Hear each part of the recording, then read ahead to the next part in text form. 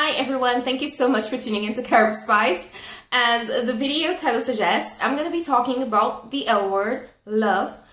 People are sending me questions that are not fitness related, and that is okay. I'm always going to give you my 2 cents. But at the same time, I do feel like these questions do make for good content, even though this is a fitness channel. It's also about wellness and health, and love is just one of those things that we strive for. We want to be loved, we want to offer love, so why not? My disclaimer is that I am not an expert. You guys make me laugh. I don't even think I'm old enough to even share some of the I guess answers that you might be looking for. I'm just giving you my 2 cents, okay? I have been very guilty of some of these as well. I have been single before. I've been single many times. But now I'm happily married. And of course, if you ask me a question like this and you reached out to me, obviously it matters to you. I understand also that we're moving into a new year, and a lot of people, especially in their late 20s, 30s, you do not want to be alone. So if you're good looking, if you're accomplished, why are you still single? Why are you still single? Okay, so the first reason, believe it or not, the reason why you might be single is that you're not putting yourself out there. You literally need to dress up, get out of your place, whether it's your house, apartment, your home, and go to venues to actually meet people so you can actually meet a prospective mate or a companion if that's what you're looking for. Too often we kind of we get caught up in this routine. We get up, we go to work, go to school, come back home, and think that the perfect person, Mr. Nice Guy, Miss Nice Girl, they're just gonna kind of fall into our lap. That is not gonna happen. You literally have to go out there and meet someone. And it's kind of like how I met my husband. Long story short, I met him at a place that I did not want to go in the first place, but thanks to one of my girlfriends, I was literally dragged out of my home to go to this function, and ta-da, I actually met my husband. So you have to literally put yourself out there. Reason number 2, you probably are afraid of becoming too dependent. Women, ladies, you are especially guilty of that. You're like, I'm independent, I got my own job, I got my own place, whatever, and that is absolutely fine. I do not think any guy in his right head would complain about a woman being independent. You got your own money, you got your own job, you got your own place, that is absolutely fine. But understand that when you get into a relationship, okay, and I've been through that myself, when you get into a relationship, you start depending on the person for non-tangible things, such as companionship, such as a sense of security. And that is absolutely fine. As humans, we want to feel secure. There's absolutely nothing to be afraid of. If you have a larger income, or a smaller income rather, and you have to work things out with your mate financially, that is part of being in a relationship. So becoming dependent on someone for support or comfort or companionship is part of the deal. It's part of how you nurture a healthy relationship. All right, reason number 3, you attract too much drama, okay? For one, I do not like drama. I cannot stand drama. When I see drama, I tend to go the other way because it's their circus and their monkeys, and that's not my problem. But some of you out there, again, girls, I'm sorry, you do tend to attract drama.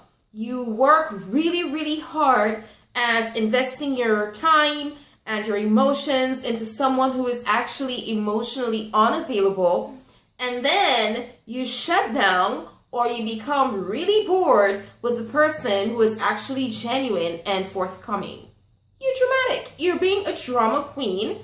Things are nice, you're complaining. Things are not so nice, you're complaining. And then you drag your family in, you drag your friends in, and it's just drama, drama, drama. And people do not like drama. I, for one, do not like drama. Reason number 4, believe it or not, you are still hung up on your ex. You're still talking about them. You're still obsessing over them. It's really weird how that happens. You're in a relationship, you think everything is fine. until something happens and your person leaves you.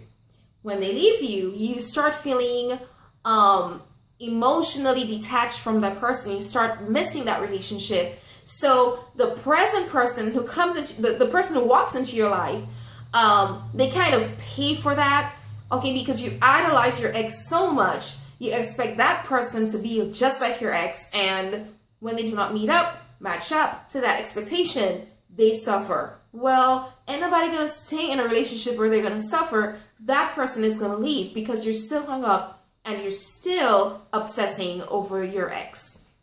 Get over it. They're an ex for a reason. And then there is reason number 5. Okay, the gender stereotypes that causes us to put up this mental block. So men believe that women are too needy, and then the women believe that guys are never ready for the commitment of a relationship. You know, this is not breaking news. There are people out there, especially people who are older, who are actually ready for that commitment. People do want security. They do want lifelong companionship. There are 3 types of relationships. There's a secure relationship where people are ready for the commitment. They're going to give it their all. They are confident in themselves and they have a lot to offer. Then there's the anxious relationship where one person is ready. Okay, they're secure in themselves and they're ready, but they're constantly worrying about, is the other person going to give me what I need? Am I going to get what I need out of this relationship? Are they going to commit on the same level? Okay. And then the third type is the avoidant relationship. These are the people who tend to remain single for a long time. Every time things do not work out because they are avoiding commitment. They're scared to get close to people, and they're just having issue upon issue in their relationships. So if there's that mental stereotype and that mental block, you're never gonna give the opposite sex a fair chance. All right, and then there is reason number 6. You are playing too hard to get. I have been guilty of that myself. There is a difference in being hard to get and playing hard to get. When you're playing hard to get, it all comes down to, oh, I'm too busy to go out. When the person asks you out, or you pretend to not care when you actually really do care. Stop being hard to get. People are not going to approach you. They're always going to assume that you're too busy anyway. So who's going to waste their time and ask you to go out? Now, being hard to get is investing your energy, your talents in things that truly consume your time, so that in the process you're becoming a better person. And you know, there's a saying that you attract who you are. People are attracted to people who are progressive, people who are about something. So do not be easily or readily available. But if you are going to say that you're not available, that you're truly invested in something that is truly worth your time. Okay? Because in that sense, you are improving as a person as well. Reason number 7, ladies, we have all been guilty of reason number 7. Okay? We either want the perfect guy or we want the male version of ourselves, and he does not exist. Since we're little girls, thanks to all of the Disney movies and cartoons that we look at, we think the perfect guy exists. So it starts off with, he has to be of a certain height, he has to have a certain build, he has to be chiseled, he has to have a nice house, he has to drive a certain car. I mean, and this goes on and on and on as we grow older and older and older. It goes on and on and on, right? I'm not lying. You ladies, I'm not lying. We put in our head this image of what our guy should be like. And honestly, that never works out. It never works out because it does not exist. Someone can have 90% of the qualities that we desire, but no one is going to have 100% of the qualities we desire. Even as a wife, I know for sure I do not have 100% of the qualities my husband would probably desire. So let go of these unrealistic expectations because they do not exist. And we need to start, training our little girls that thing does not exist. It's all a fantasy, and I guess that is fine for the sake of fantasizing. But realistically, when we're adults, we seriously gotta let that go. That is one reason why you're single, because you think Mr. Perfect is out there, or the male version of ourselves exists somewhere out there. So let it go. Reason number 8. This goes for both men and women. You do not know how to date. You are either boring on a date, or you do not ask the right questions, so you do not generate interesting conversations. And guess what? You never get asked out on a second date. Dating is a huge deal, especially if you're trying to find love. If you're trying to go for the long run, dating is a huge deal. If you are boring, if you are not aware of current events. For example, if you're dating someone who is into current events and scholarly things whatsoever, and you cannot even generate a conversation on anything that is happening in the world right now, that person is going to view you as boring. Okay, if you're into a guy or dating a guy who's all about sports, and you cannot even have a conversation about any kind of sports whatsoever, he's probably not going to ask you out on a second date. So kind of get in the loop, kind of become someone who is interesting. If you're wanting to be successful in a relationship, your dating experience also has to be successful. And a lot of people actually suck at dating because you do not know how to date. You do not know how to be a good date. Reason number 9, the one we just kind of shy away from because it's such a sensitive topic and no one wants to talk about it. No one is gonna date you or take you seriously if you have seriously let yourself go, okay? No one wants to date someone who does not appear or who does not seem to care, okay?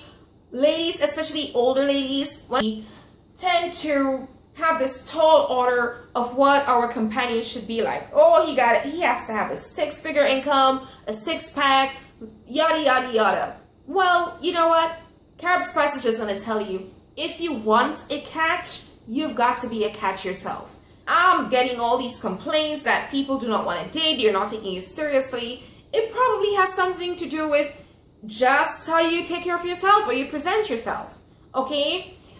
Even people in long-term relationships do not even get asked out anymore because they got to the point of just letting themselves go.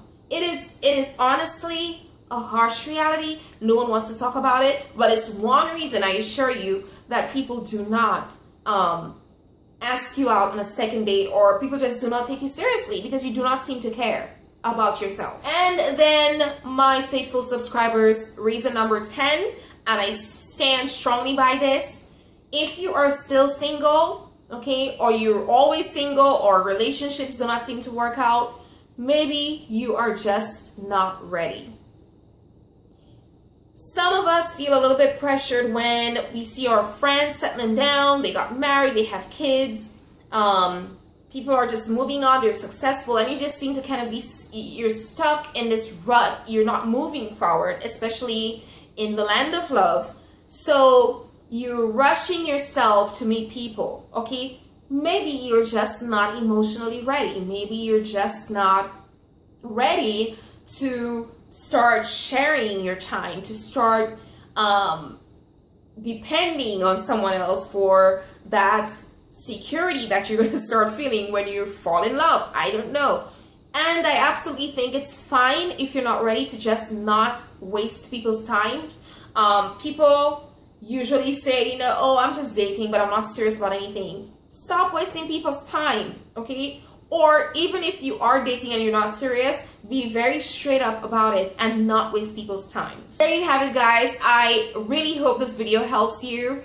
2015 might not have been your year. We're still in 2015, so you never know if Mr. Right or Mrs. Right will just kind of show up, okay? But if not, 2016 will definitely be your year. I really, really do always hope the best and wish for the best for you guys.